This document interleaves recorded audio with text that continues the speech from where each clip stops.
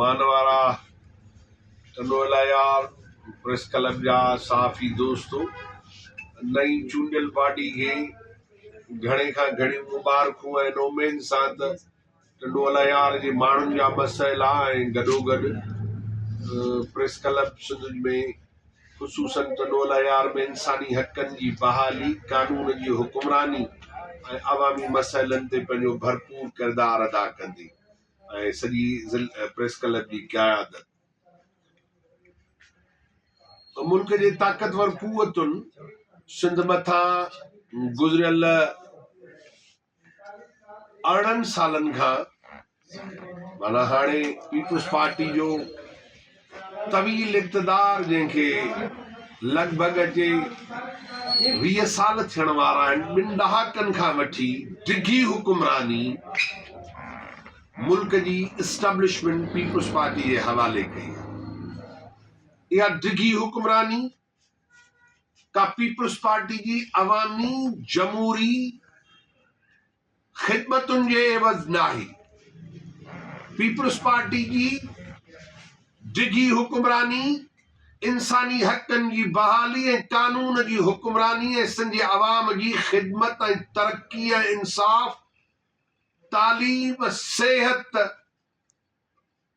ज़राअत, अवामी मुआशी का बेहतरी ऐं सिंध जे माण्हुनि जी का मुआशी हालत बहितर करण जे बदौलत पीपुल्स पार्टी जो इक़्तिदार नाहे। पीपुल्स पार्टी जो इक़्तिदार आहे त दरिया पंजाब वटि हुजे। पीपुल्स पार्टी जो इक़्तिदार आहे त तेल ऐं गैस कोयलो पंजाब इस्तेमाल करे। पीपुल्स पार्टी वटि आहे त करप्शन जो बोल बाला हुजे, कानून जी लताड़ हुजे, सिंध जे माण्हुनि जी मुआशी बदहाली हुजे, बुख, गुरबत ऐं नाइंसाफ़ी ऐं ज़ुल्म जो कारो दौर हुजे। इहा पीपुल्स पार्टी आहे जेका इस्लामाबाद डिज़ाइन कई आहे। न फ़क़ति पीपुल्स पार्टी पर गवर्नर हाउस में हिकिड़ो खेपियो, हिकिड़ो स्मगलर, हिकिड़ो चोर गवर्नर हाउस में वेठो आहे।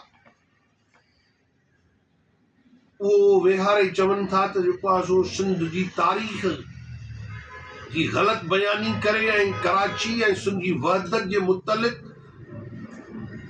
जेको कुझु उन खां ॻाल्हायो वञे थो, इहो सभु चोरनि ऐं ॾोहारनि खे वेहारे सिंध जी वहदत ऐं वजूद जे ख़िलाफ़ संगीन मसइला पैदा कराए वञनि था,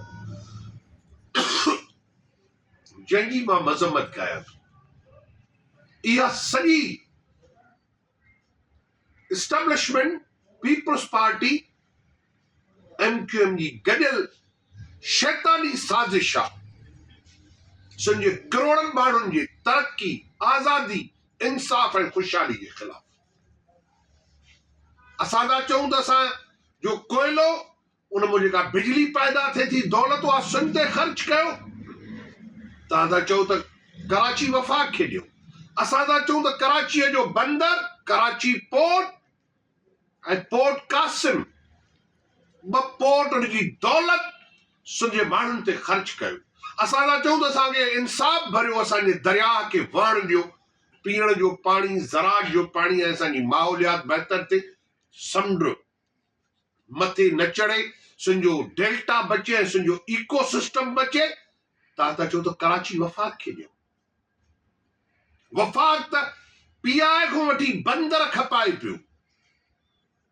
वफ़ाक़ कंहिंजो नालो आहे? लुटमार जो नालो आहे त भई 10 अरब में PI खपाई अथनि, 12 अरब ऐं 11.5 अरब में मरियम नवाज़ जो जहाज़ वठी आया आहिनि। इहो तव्हांजो पाकिस्तान आहे, इहो तव्हांजो निज़ाम आहे। इरिगेशन सेक्रेटरी ऐं इरिगेशन वज़ीर ते डेब केस कया आहिनि। नेब अली हसन ज़रदारी खां वठी शर्जील ताईं केस कंदी आहे और नेब वारा पैसा वठी फिरी वेंदा आहिनि। ब्लैकमेलिंग जा नेब जा इदारा आहिनि। चोरनि ऐं क्रिमिनल्स खे, ज़रदारी माफ़िया खे इक़्तिदार ते विहारे करोड़नि सिंधियुनि खे बदहाली में, तबाही ऐं बुख में धिके छॾियो अथव। हुन पीअण जो